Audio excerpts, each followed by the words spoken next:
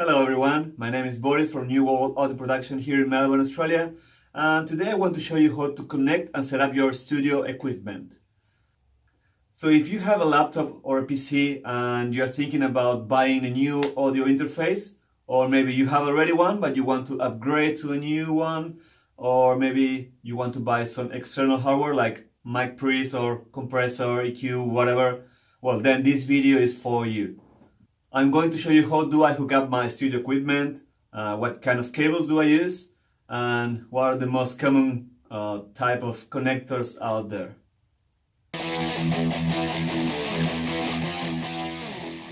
Let's start for one of the most important things in the studio, for what everything gets connected to, the computer.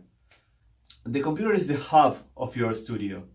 All the audio passes through it in the way in and in the way out. So obviously you need a very solid and reliable connection here, and the key word is bandwidth.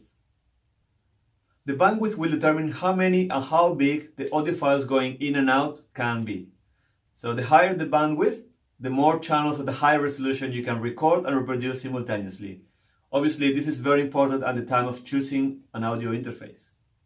And without getting into too much technical detail, before you buy or upgrade your audio interface, make sure you can connect it to your computer.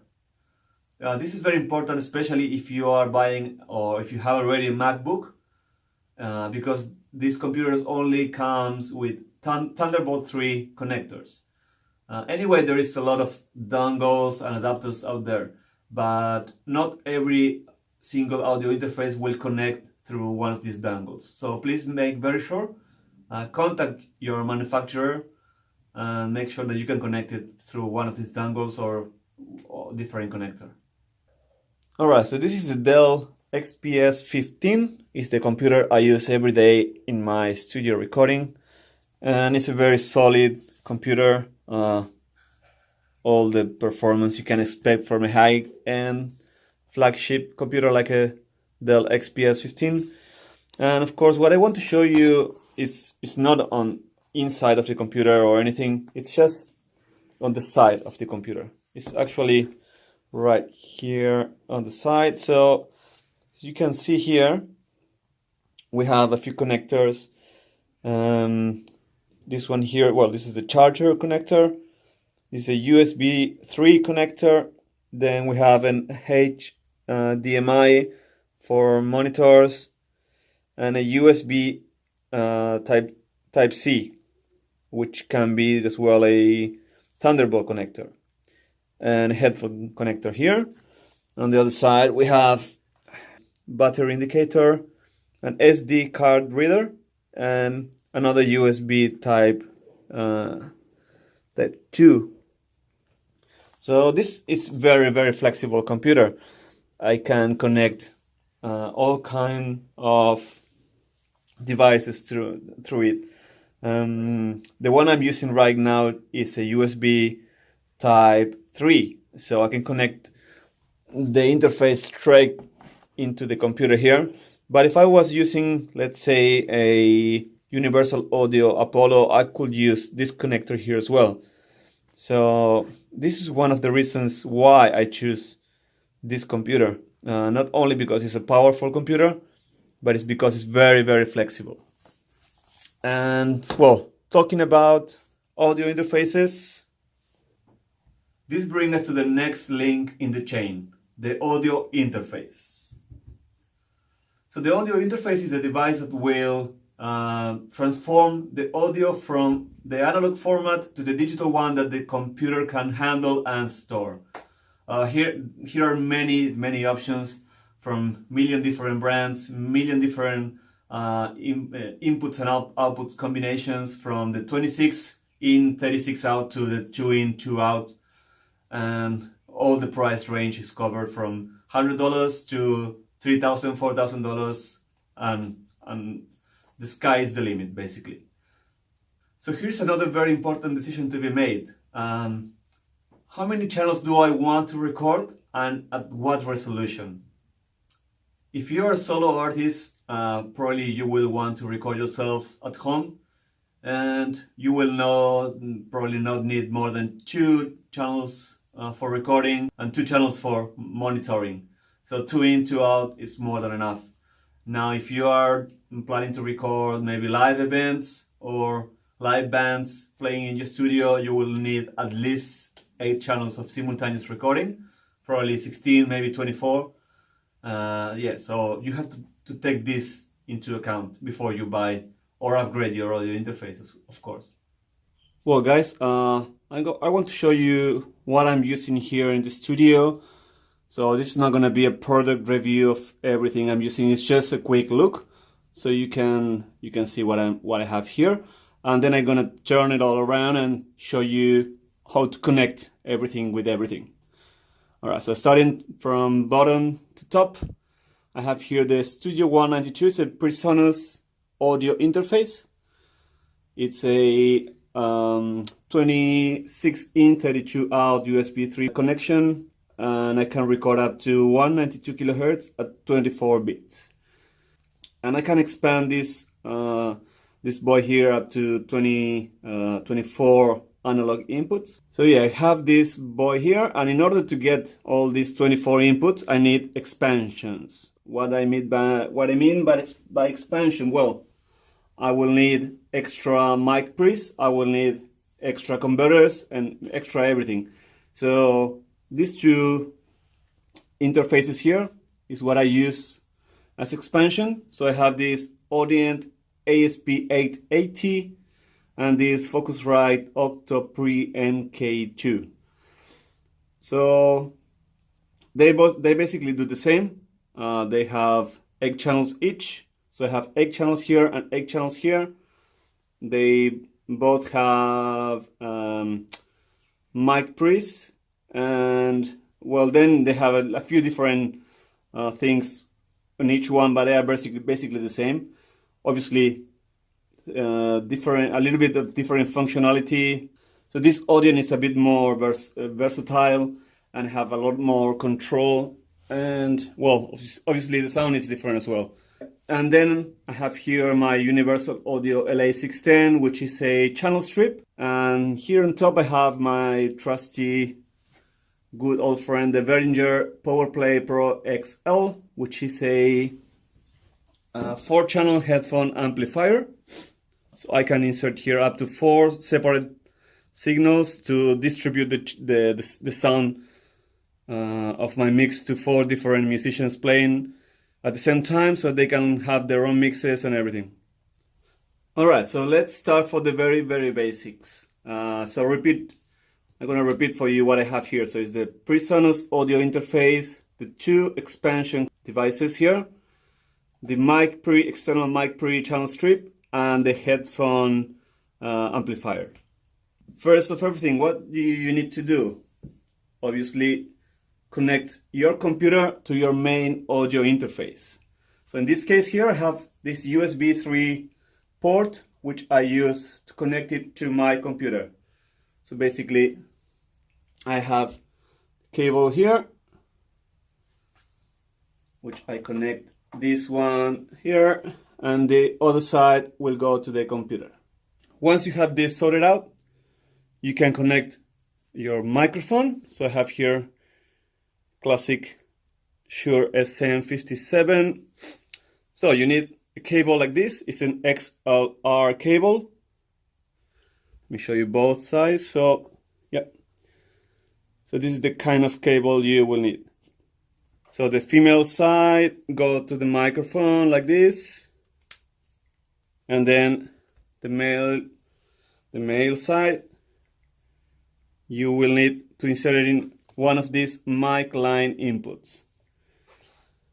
So most of the audio interfaces will come with this kind of connector here, which can be used as a mic input or as a line input. So you don't need to actually select anything inside of the software or buttons or anything here. You just insert the cable and it will recognize automatically. So if you are inserting one of these cables in, it will know that you are using the mic input.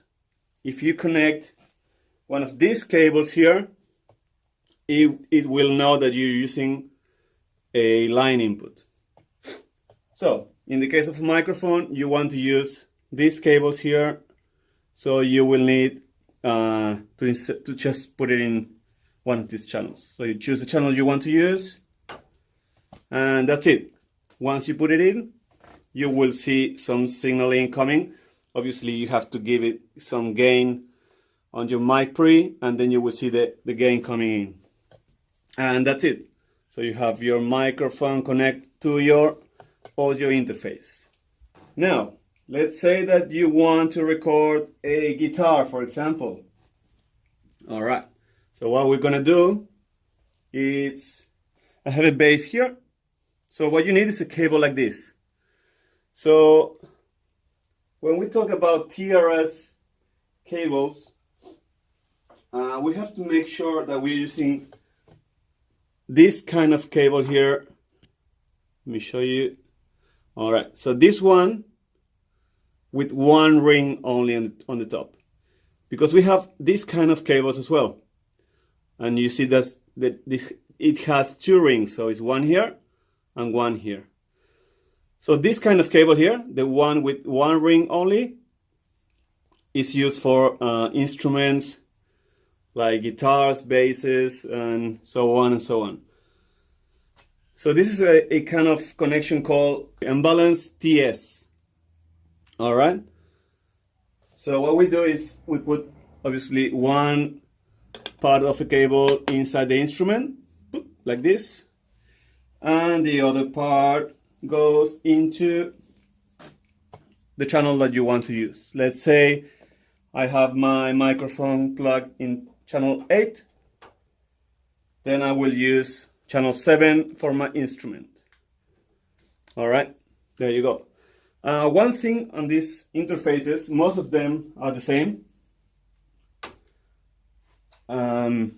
is that they have a DI or instrument connection on the front. Let's say now that you run out of channels here, you got one of these guys here, one expansion card. So now you want an extra 8 channels. How do you connect these ones here to this one here? Well, there is a simple way. It's called ADAT connection. So you will be using a single cable to pass through the 8 channels coming into this expansion here to your main audio interface. Let me show you the cable. So the cable looks something like this. All right, this is a Toslink connector. As you can see, it's a really small cable, nothing fancy here. And the way it works, it's, you will see in your expansion optical out or ADAT out, so can be called differently, but it's always the same connector. So you put one end, by the way, both ends are exactly the same thing. So you don't need to worry about looking which one is one or whatever. There is not such thing as a male or female on these ones. All right. So you grab one of your interfaces, you put it in, and then the other side goes in again, and that's it. You're done. You have a strong connection here. So it's going from here. All the outputs of these 8 channels, they will go here, and from here you will be able to see it in your software. Obviously, you will control the mic gain from this surface here. So as I showed you before, you will have the 8 mic pre's separate for these guys here. The same with this one here. If you wish to put an extra 8 channels, let's say you have to record more than 16 channels at the same time simultaneously, you grab another cable. So in this case, this one here is the output I will be using. So I put it here, then I take these ones out, I put this one here, done. Now I have 8 channels coming from here to here, and another 8 channels coming from here to here. So I will be able to record 8 channels from here, plus 8 channels from here, plus another 8 channels from here. So that's a lot of channels. Obviously, not everybody needs them, but let's say you buy a interface only with 2 ins and 2 out, but with ADAT connectivity. In that case, you could have up to 10 channels of recording. So that's a good idea if you want to expand in the future. Alright, now let's say you want to buy an external mic pre or an external compressor, EQ, effects, whatever you want. How do you insert this new hardware into this audio interface here? Well, in my case here I have this Universal Audio LA610, which is a channel strip. So it's everything that I said before in one piece of unit. So I have the mic pre, I have the compressor, and I have the EQ. I have everything here. So what I'm going to do is, instead of inserting my microphone straight to this audio interface, what I'll be doing, so remember I have my microphone here, with the cable. So the other part of the cable, instead of going straight into the audio interface, will go into the mic input of this hardware. So just do this one. I have to click. There you go. So now the microphone signal is going into this boy here. So after you process the signal, after you put gain, compressor, EQ, whatever you want to do with the hardware, you will have to take the process signal from here to here again. So there is something that you have to have in mind when you do that.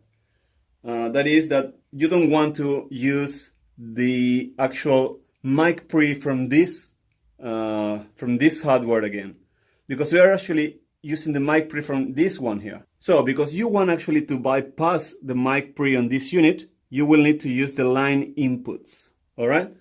So let me show you how I do that.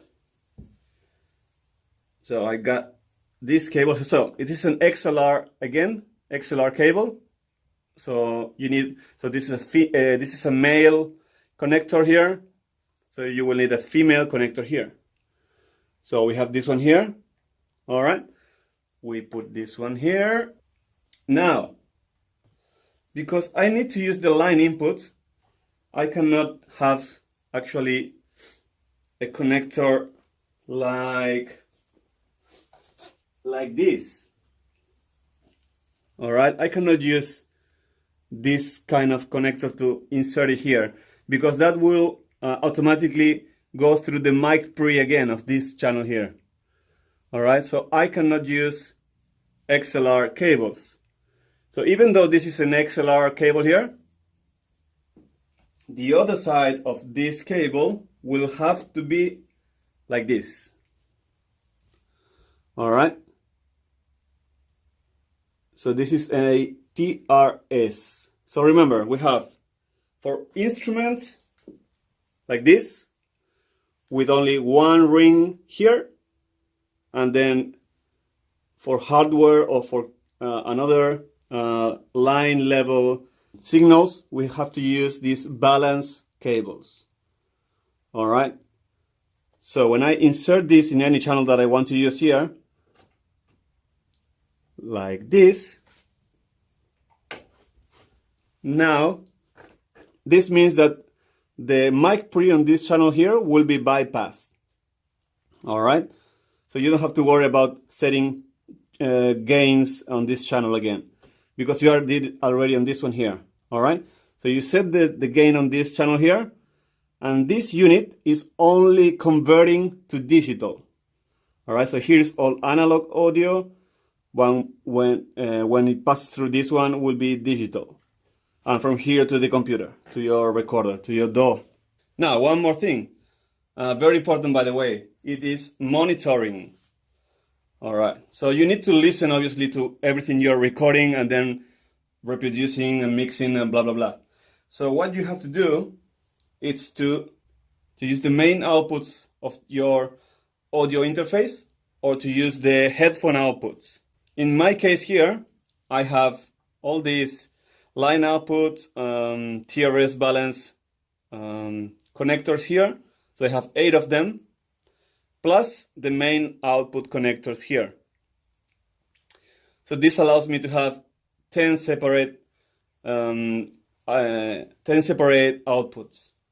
Remember, for line connections, always we use this kind of cable.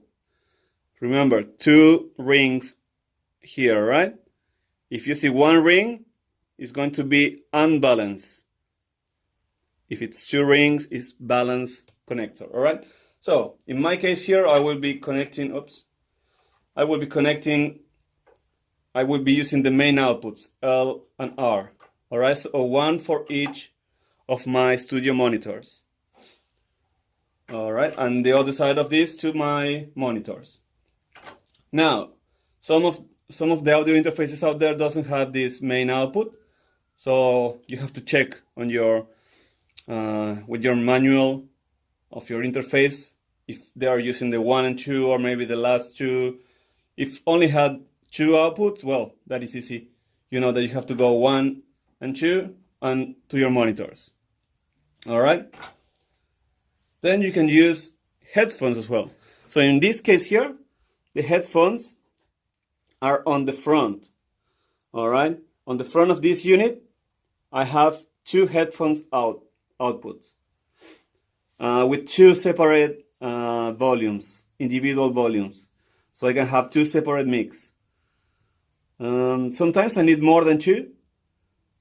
So that's why I have this unit here on the top. What this does is amplify the signal coming out of here and split it into 4 separate mixes. So I can have 1, 2, 3, 4 stereo outputs. All right, so I have 1 and 2 here, 3, 4, 5, 6, 7, 8. If I was going to use 8 outputs, it will be 8 mono mixes for headphones. Because I want them to be stereo, I'm using 1 and 2 as one output, 3 and 4 as another output, 5 and 6 as another output, and 7, 8 as another one. So I have 4 separate mixes, plus the 2 on the front, 6 mixes. All right, so to do that, I will have to use kind of a different cable. Let me show you. So what this cable is, it's called a Y cable. Why is a Y cable? In one side of the cable, it's like this. So you will see it's a cable with 2 cables here, but it's all like if it was one cable only. All right, and if it's balanced again. And on the other side, it splits into 2 cables. So that is why it's called a Y cable. It's kind of a Y, you know? It's like this and like this. All right, I don't know if you can see it like that. All right. All right, so I have these 2 connectors on the other side. So what I do is I grab 2 outputs that I choose. Let's say in this case 7 and 8. And the other side of this cable, in this specific case, will be going on the front of the unit, not on the back. So here you can see, maybe if I bring it a little bit closer, we'll be able to see that it says phones out, aux in, and there is some things here. There's EQs here for each one of these 4 channels, and the output level for the phones. All right, so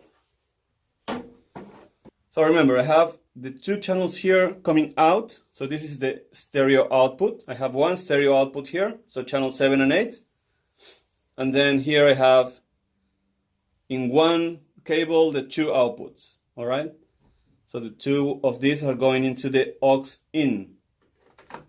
There you go. So now what I do is I grab the headphone jack and I insert what says headphones out. There you go. Now I give it some volume on this channel. All right. In this case here I have a meter, so I know how much volume I'm receiving in this specific channel. So it's 1 per channel. So now I have my volume here with my specific send for this specific headphone. So that's very useful if you are recording a live band, let's say a 4-piece band or a 3-piece band. Let's say you have a drummer, a bass player, and a guitar player. So the drummer wants to hear a lot more drums, maybe, that what the guitar player wants to hear. So you can send separate mixes with separate things to all of these separate musicians. So if you like the video, please give us a thumbs up. Don't forget to subscribe to get notified when the next one comes. And please leave us tons and tons of comments below. I want to know about what audio interface do you use, what external hardware do you use, how you set up your studio. And all the links to all the equipment I show you today will be in the description as well. And the link to my website, so you can get to know more about the studio if you want, or to get in touch. It's always a pleasure to answer all the questions that you have and help this beautiful community. All right, thank you very much, guys, and see you in the next one.